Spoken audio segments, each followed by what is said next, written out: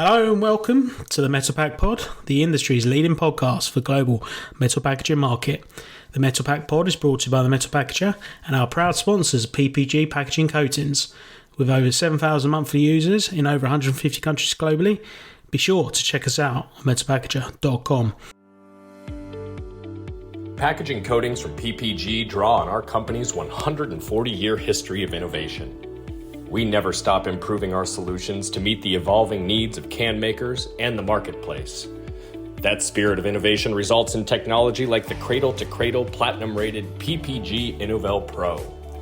PPG Innovel Pro is the latest enhancement to the world's #1 non-BPA beverage can coating. It still doesn't use any bisphenol ingredients, but experienced can makers report that it now sprays like an epoxy. Follow PPG Packaging Coatings on LinkedIn or visit packagingcoatings.com to learn more about why PPG is the coatings partner for can-making excellence. In this special bonus can-sized episode, we follow up with Ball Corporation's Jag Bains and ask her about her views on how the industry is doing to encourage women in the sector and what it means to be a woman in the engineering sector.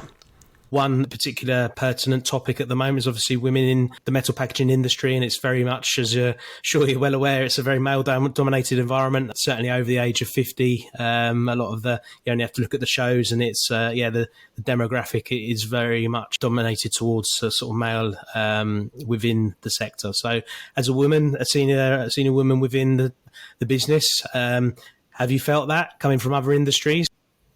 That's a great question. I have, it's interesting. I've thought about this quite a lot recently, and I think there's a perception thing. So I came from, the sexy FMCG industry into packaging, and, there was some doubts from some of my colleagues at the time that would you really fit in? And my first thing is the skills are completely transferable. I firstly speak as a female with commercial backgrounds. My background actually is marketing, and then I went into insights and shopper behavior, and then I went into full-on negotiation commercial.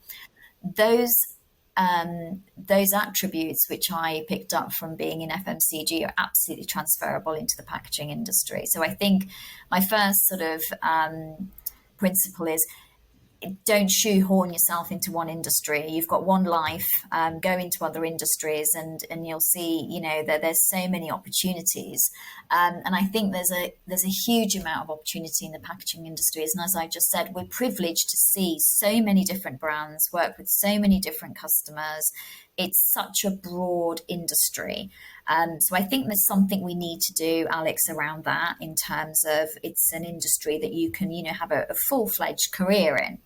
And does that then reflect in terms of the role of women? There is probably more women in commercial, in FMCG, CPG, from my experience. But I do actually think in Ball, there is a lot of women in commercial. There's this one point where we were going in to see customers, Alex, and there was myself, my line manager was female, and her respective line manager was female. So we had 3 females, usually in boardrooms where there's 3 men. So I think Ball is actually doing really well in terms of the commercial side. We recently were at an event where we were talking about the role of women, and I actually did see more women at this event versus a year ago. So I do think it's getting more attention. There is more women coming into it, but I think there needs to be a lot more communication from individuals. And I thank you, Alex, for inviting me onto the podcast, where we actually need to promote that. It's great. It's got all the elements. If you're not quite into STEM subjects, packaging will bring you into STEM in a very nice, gentle way without, making it too overwhelming. You've got commercial, you've got graphics, you've got engineering. There is a whole vast array of technical skills that you can learn or become part of without it becoming overwhelming, because working in the packaging industry, I think, brings you a lot closer to the actual product, because you're having to manage so many different elements, from logistics, from the wonderful things like the Advanced Pro, Dynamark, to customer management. it's really broad based. So if there's anything we can do, or I can do, Alex, to promote that, and if any women out there are in other industries or would like to reach out, link in with me, I'd be more than happy to have a discussion with you. But it is a great area, and yes, in manufacturing we need more women, but I think we are making good progress.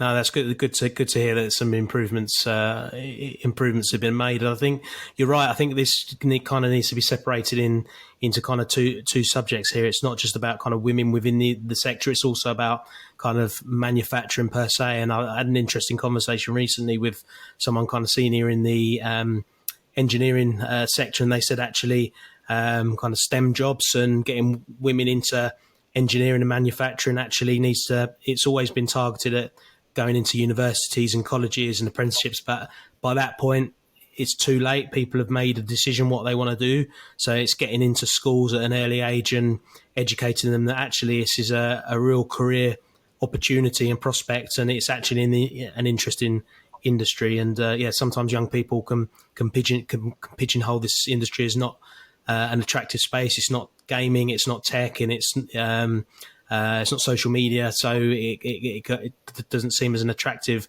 place to be for young people. So I think it's kind of rephrasing things that actually this is a really interesting area to be in, and I'm guessing that kind of works for targeting women in the sector as well, and not just young people. So I think there's kind of from my take, there's kind of two areas. So it's good to hear that we're doing well in the industry's improving, but obviously there's more work to be done. Absolutely. And I think, that you can always change, right? We can always make decisions about careers, and don't forget about the skill set and the technical side. You can always switch industries. I was fearful when I switched from FMCG into packaging, thinking I don't know anything about any of this. And, through the dedication and commitment of, wonderful people at Ball and the industry wider, I'm 6 years in, Alex, and that's pretty amazing. So may I take this opportunity to thank everyone that's welcomed me into the industry. That's excellent stuff. And you mentioned transferable skills, and 100% you can, if you're skillful in one industry, you can be skillful in another. And I think this is again, this is probably a conversation for a whole podcast, but I think this is probably a subject matter that the industry needs to address, because for many years they've had people that long service records. Someone's been in the industry 20, 30, 40 years, same job. My dad, for instance, only ever had 2 jobs in his working life, but young people now move jobs every 2, 3, 4 years. So it sounds like good work is being done, because it shows that, people can have a great career and you can sidestep, and you're not just once you're in one industry, you're not pigeonholed, which is great. But for this industry, it's just very traditional. That brings some challenges as a result, because when those people retire, that knowledge risk being lost, and particularly if people then move on every few years, and then when they're trained and they take that knowledge with them, it does prove to be a bit of a challenge. So that's my take on things. But just to finish things off, I'm just interested in your take on that. The transferable skills is obviously a positive, but do you think this industry potentially has a challenge with a lot of senior level people retiring in the next 5 to 10 years? So I think those skills are transferable across other industries. I think if you're specifically looking at the manufacturing side of it, and what we would say are traditional can making, we've opened 2 new sites at Ball, and we've been purposeful about what we're recruiting for. It's really around the attitude side and the skills side we can absolutely support on. But if you've got the right attitude, Ball will support you. And we can teach you the skills of can making. We've got great can makers who can pass on those skills to new can makers. I think utilisation of apprenticeships and, your wider HR strategy has to be proactive. There are lots of individuals that love working in the manufacturing sector.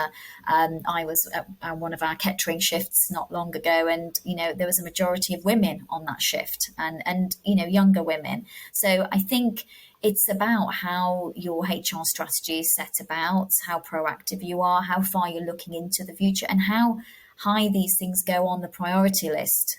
We talked about a number of things today, but you've really got to think about what are the things that your organization needs to address and really bring them to the forefront and make sure they're reflected in what your teams are doing. So whether it's me in commercial and my decisions on how I recruit, to how my colleagues recruit in finance, to manufacturing, to logistics.